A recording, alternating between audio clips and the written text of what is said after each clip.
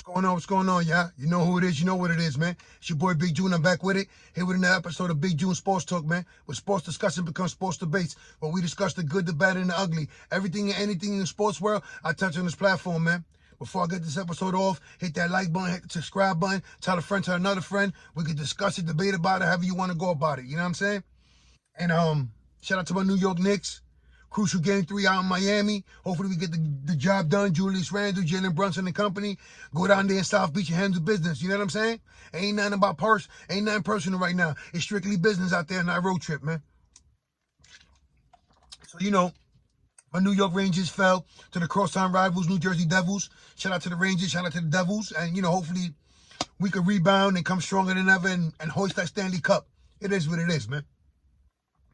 But I wanted to, give an update. I would say the update because this is one of the first episodes I touched when I started doing the Smokers Lounge / Big June Sports Talk YouTube channel page. So, you know, the last couple of days, I've been researching, seeing what I could give y'all as far as, you know, in the sports world, the good, the bad, and the ugly. And, you know, I got a couple of topics that I might want to touch on. But this one right here, I thought I felt more compelled to give it to you because it's like an update. Because like I said, I did an episode prior to it, and you can check that out on the catalog on the channel and see exactly what I was talking about on the first episode. But on this one, it really is an update, right? So without further ado, let me just get into it, right? Former Vegas wide receiver Henry Ruggs is set to cop out, to take a plea, to accept a plea deal of 3 to 10 years in a Nevada state prison. For those who don't know what's been going on as far as Henry Ruggs, he was involved in a fiery crash, speeding with his girlfriend in the car, crashing into what ultimately led to the death of Tina Tintor and her pet, right? So, and I'm going to get into that more specifically as I get into it, right? Henry Ruggs admitted he was speeding at 156 miles that caused the fiery crash that killed 23-year-old Tina Tintor and her dog. The speed limit was 45. So now if you analyze that, that's more than double, because 45 and 45 is 90. This young man was driving at 156 miles per hour. All right. So, very, you know, when I get into the details of what was going on, matter of fact, let me just read it, man. Investigators found an airbag computer. Records show Ruggs' Chevrolet Corvette de-escalated from 156 miles to 127 miles, seconds before slamming into Tintor's RAV4. So let me repeat that again, right?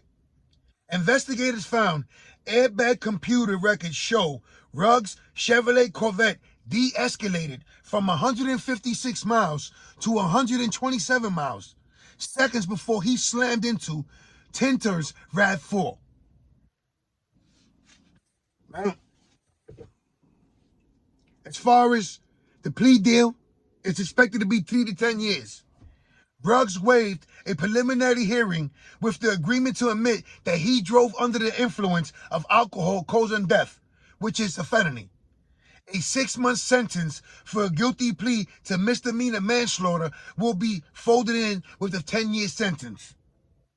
Ruggs had a blood alcohol level of 0.16%, twice the legal limit in Nevada. As I mentioned, Tina Tintor died in the accident. Condolences to her family, her pet dog Max, as well, in a fiery crash. Henry Ruggs' girlfriend, who goes by the name of Janae Hilgott Washington, refused to cooperate as far as the investigation. She sustained a shoulder injury, a leg injury, or was it Ruggs? Either or, both of them sustained injuries in the accident, are both lucky to be alive, right? So like I mentioned, Ruggs has been on house arrest since posting a $150,000 bail. When you look at all the stuff that transpired, here's a 24-year-old kid with everything in the palm of his hands.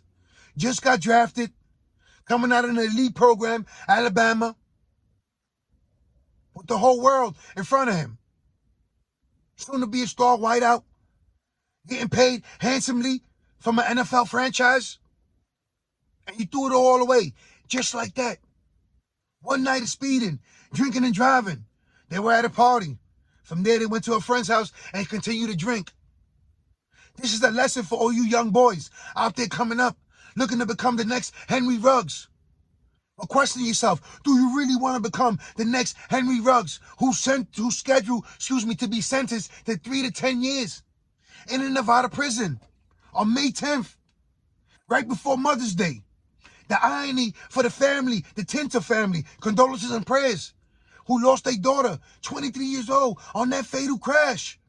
Because Henry Ruggs, for whatever reason, decided he wanted to be a cast member from the Fast and Furious, driving at 156 miles per hour when the speed limit was 45. A blood alcohol level of 0.16, twice the limit in Nevada. You know, like I always tell you, I tell my sons and I speak in general. I say it's so easy to get in trouble, but it's so hard to get out of it. Look at this young man. He went from possibly becoming one of the best wideouts in NFL history to becoming state property of the Department of Corrections of Nevada. In a split second like that. Now here you have a family mourning the loss of their daughter, their beloved daughter, their niece, their cousin, their granddaughter, the pet. I mean, in a blink of an eye, 3 lives changed forever.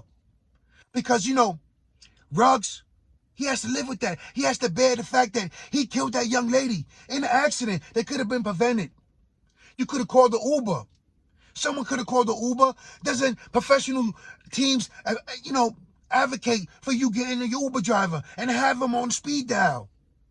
Like, haven't we learned from Plexico Burris and other athletes who simply could have just made the right call by not going, not drinking, or just simply calling the Uber? Listen, I can't drive. I'm fucked up. I can't see right. I don't think it's a good idea if I hit that road. All right? Where was the girl? Did she imply to Ruggs, listen, we've been drinking a lot. I don't think it's a good idea. Maybe we should just rent a hotel. We should just stay here till the morning, till we sober up, and then we go ride home.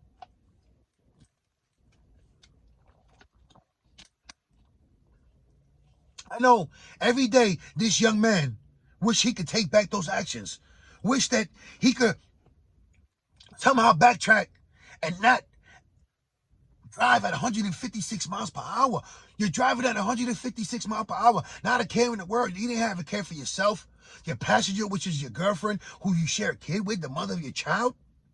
And an innocent life was lost for your recklessness. But here you are being held accountable and being held responsible for that young lady's death.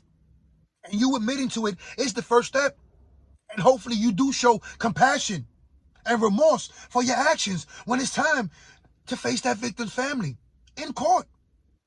Through all the proceedings that, been delayed, through the prosecution, through the defense, through the pandemic, through the coronavirus and all that.